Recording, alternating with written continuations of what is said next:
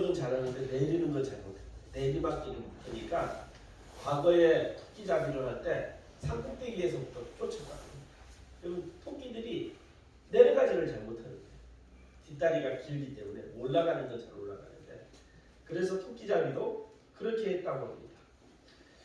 그리고 참 신기한 것이 성탄절도 주일, 오늘 새해 첫날 첫 주잖아요. 이날도 주일. 네? 그리고 이 설날도 주일날이에요. 설날도 주일날. 이번 설날도 주일입니다. 들어가세요. 그래서 이거 다 쉬는 날이 주일인가 해가지고 제가 걸리지 않았어요. 다행히도 나머지 날들은 다 주일 걸리지 않았더라고요.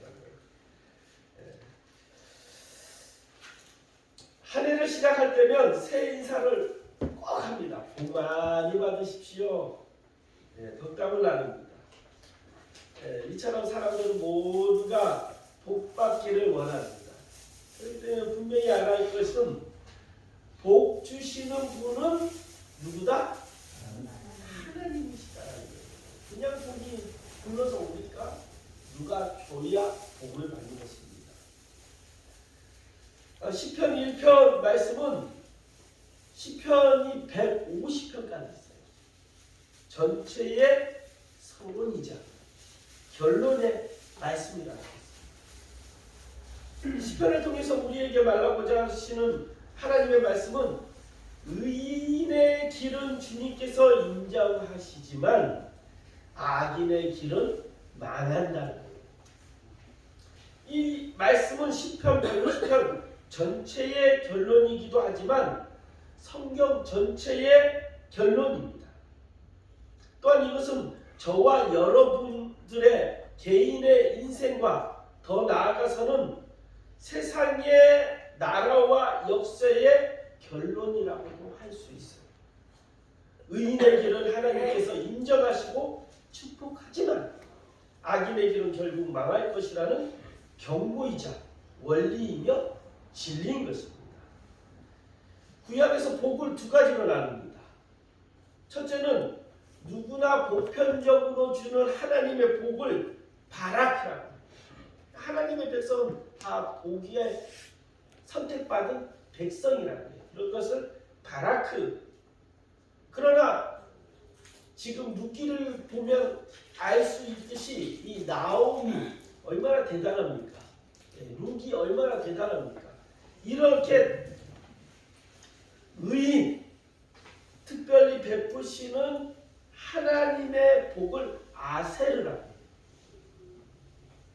하나님의 관계 속에서 우리가 가지는 삶의 자세와 태도로 인해서 주시는 복이 있다는 거예요. 이 복이 아세르예요. 그러니까 예수님 믿는데도요, 여러분 잘 보면 알지만 예수님을 믿는데 어떤 사람은 복을 잘 받고 어떤 사람은 복을 적게 받는 사람도 있어요. 성경에서도 보지만 우리가 출애굽할 때 많은 사람들은 약속의 땅에 들어가지 못했지만 그 중에 몇 사람은 아론과 여호수아는 약속의 땅에 들어가는 거예요. 이것이 아세르, 선택받은 사람만이 받는 특별한 복. 이 복이 오늘 시편 1편의 복의 아세르입니다. 그래서 오늘 이 시간에 우리 모든 사람들이 올해는 저 사람 예수님 나도 교회 열심히 다녔는데 저 사람만 못 받고 나는 못 받은 것 같아, 이런 말 안 나왔으면 좋겠어요. 나도 받고 저 사람도 받고 우리 동서기포 교인들은 모두 아세르의 복을 다 받으길 바랍니다. 아멘. 그러려면 어떻게 해야 되는가? 이제 시간이 벌써 45분이에요. 제가 빨리빨리, 그리고 모자란 부분은요 제가 링크에 놔둘게요. 설교문 이거 준비하는데 꽤 걸렸는데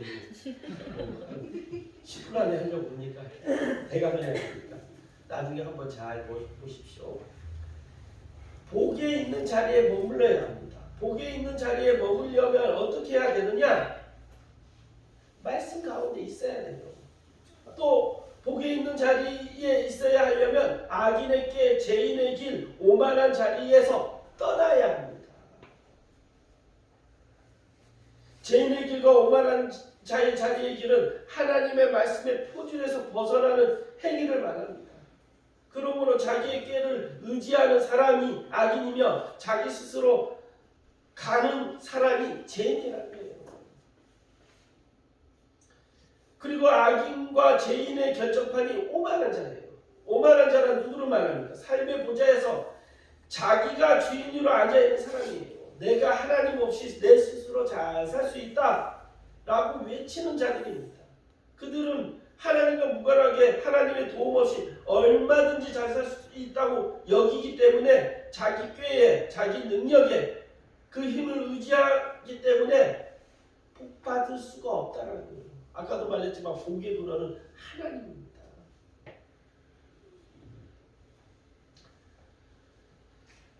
두 번째로 하나님께서 의인과 악인을 가르는 기준이 있어요. 하나님께서 의인과 악인을 가르는 기준은 바로 하나님의 말씀에 대한 태도입니다. 그래서 말씀에 대한 태도 어떻게 해요? 2절에 보면 잘 나와 있어요. 주님의 율법을 즐거워하며 밤낮으로 율법을 묵상하는 사람이다. 의인은 하나님의 말씀을 즐거워하는 사람입니다. 하나님의 말씀을 주의하러 묵상하는 사람입니다.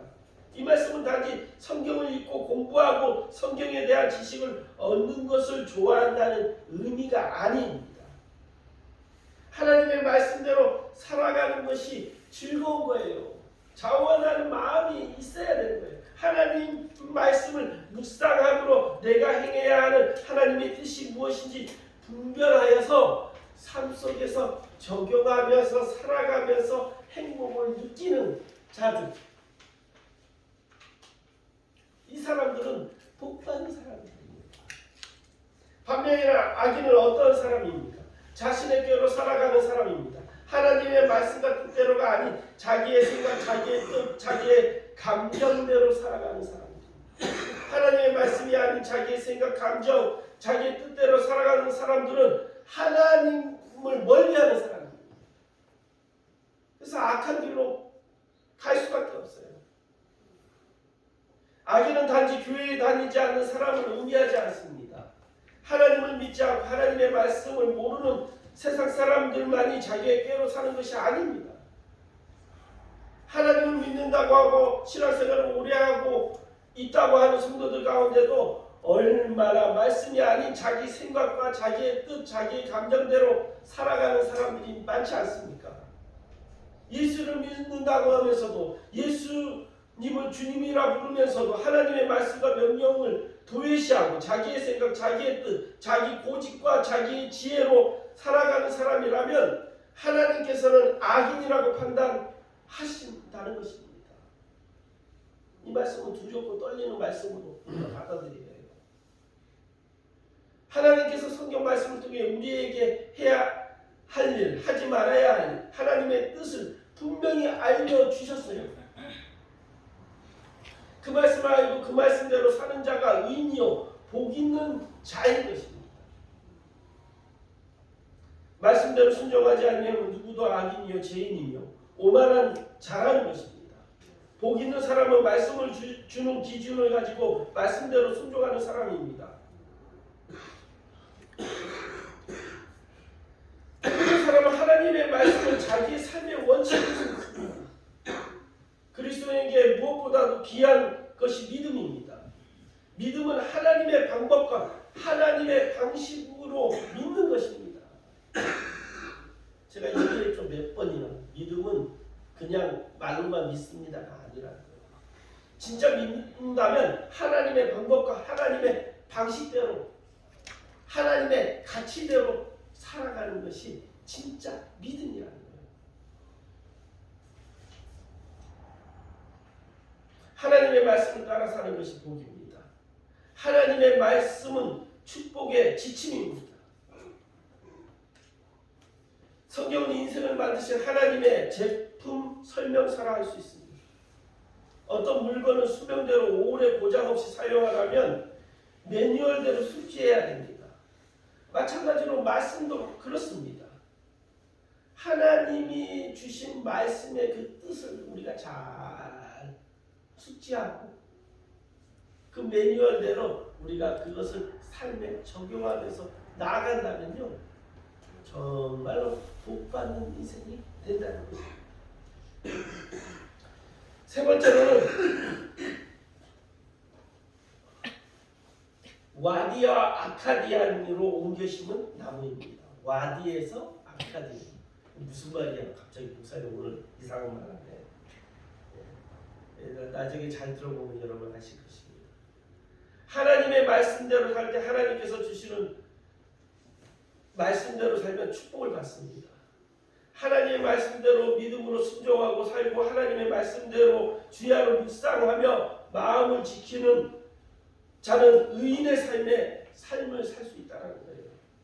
그래서 3절에 이렇게 기록하고 있죠. 그는 시냇가에 심은 나무가 철을 따라 열매를 맺으며 그 잎사귀가 마르지 아니함 같으니 그가 하는 모든 일이 다 형통하리로다. 그러니까 다시 말하면 의인에게는 가뭄이 있고 시험 환난이 있더라도 형통한다는 거예요. 하나님의 말씀에 뿌리 내린 사람은 시냇가에 심은 나무처럼 마르지 않고 흔들리지 않고 넘어지지 않고 반드시 승리하며 열매를 맺는다는 것입니다.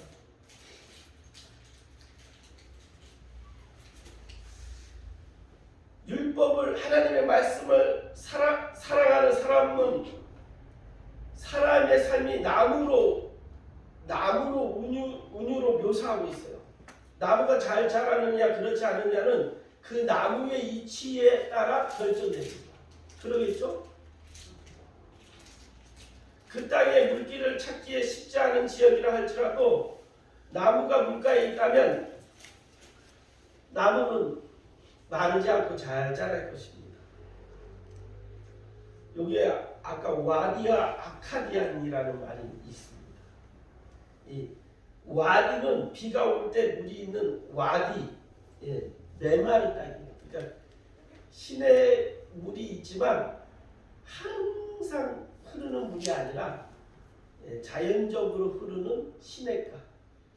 우리 제주도 같은 데는 시냇가에 비가 많이 오니까 걱정할 필요가 없어요. 그러나 이스라엘을 가면 1년에 2번만 와요. 2번. 많이 그때만 살짝 많이 와요. 이스라엘 사람들은 비가 오면 우산을 쓰지 않습니다. 1년에 비 맞을 기회가 너무 적기 때문에. 그래서 축복이라 생각합니다. 와디는 메마른 땅의 시냇가는 와디예요. 근데 아카디안 같은 이 시냇가는 끊임없이 물이 공급되는 수로입니다. 그러니까 만들어진 거예요. 그래서 아카디안이라는 곳은 늘 푸르고 철마다 풍성한 열매를 맺을 수 있는 시냇가예요. 그래서 이스라엘 가면요, 딱 보면 여기 이쪽은 이집트, 이쪽은 이스라엘 딱 나오거든요. 근데 이집트는 그냥 산이에요. 근데 이스라엘 딱 넘어서니까 나무들이 우리 제주도만큼 많지 않지만 그래도 나무들이 많이 있어요. 이 아카디안이라 물을 내 조그마한 도랑으로 조그마한 호스로 이 물을 계속 공급합니다. 조금씩 그 식물들이 자랄 수 있게. 그러니까 공급하는 데만 식물이 있는 거예요. 그러니까 전체는 없지만 그래도 이집트 보면 완전히 나무 하나가 없어요. 나무 하나 보기가 너무 힘들어요.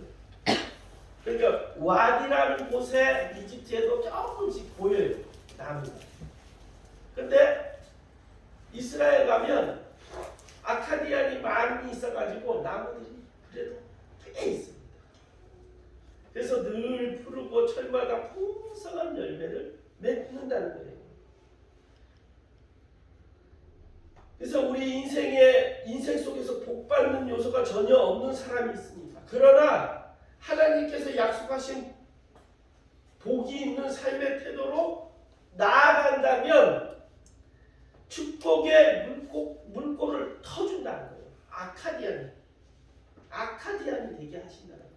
하나님께서. 하나님 안에 들어와 삶의 원리와 근거가 바뀐다면 하나님께서 아카디안 그 수로를 우리 쪽으로 문을 열어주신다. 그냥 우리 보편적인 구원만 얘기했잖아요. 근데 오늘은 아세르 축복도 그냥 받는 축복뿐만 아니라 하나님께 순종하고 하나님의 뜻과 가치대로 사는 사람들에게 주는 축복이 있듯이 시냇가에 심은 나무 이 아카디안도 마찬가지라는 거예요. 물꼬를 수로를 만들어 주십니다. 사랑하는 성도 여러분, 올 한 해는 와디에서 아카디안으로 심겨지는 나무가 되시길 바랍니다. 여러분, 예수 믿는 자들에게는요 얼마나 좋은 기회가 있는지 몰라요. 세상 원리는요 흙수저가 금수저 되기가 거의 불가능해요. 그러나 예수 믿는 우리들에게는요 축복 수저, 복의 수저로 바뀌는 방법은 우리가 선택합니다. 그냥 예수 믿기로 그냥 교회만 나와서는 큰 복을 못 받습니다. 하나님의 말씀대로 순종하고 예수님처럼 섬기고 사랑하고 용서하고 상대방을 먼저 배려하고 예수님이 우리를 위하여 십자가에 못 박히신 그 희생처럼 우리가 희생하며 살다는 아세르 특별히 선택받은 복을 받게 될 것입니다. 아카디안 그 마른 땅에서 1년에 2번 오는 그 물이 아니라 매일매일 공급되는 그 물. 그래서 꽃이 피고 열매가 열리는 그런 올 한 해가 여러분 모두 되시길 바랍니다. 아멘. 기도하겠습니다. 참 좋으신 아버지 하나님 감사합니다. 오늘 시편을 통해서 우리가 아세르 하나님이 특별히 택하여 주시는 복, 또 아카디안 메마르지 않는 그 수로를 열어주시는 그 신의 물처럼 우리가 그렇게 심겨지는 그런 시냇가에 심은 나무가 되게 하여 주옵소서. 특별히 2023년 올 한 해 세계적으로 참 어려운 한 해라고 뉴스에서 떠들고 있습니다. 그러나 우리 동서기포교회 모든 성도들이 이런 위기에 말씀으로 또 믿음으로 주님을 붙잡고 이겨내어서 모두 2023년을 바라보면서 하나님께 찬송하는 우리 성도님들 다 되게 하여 주옵소서.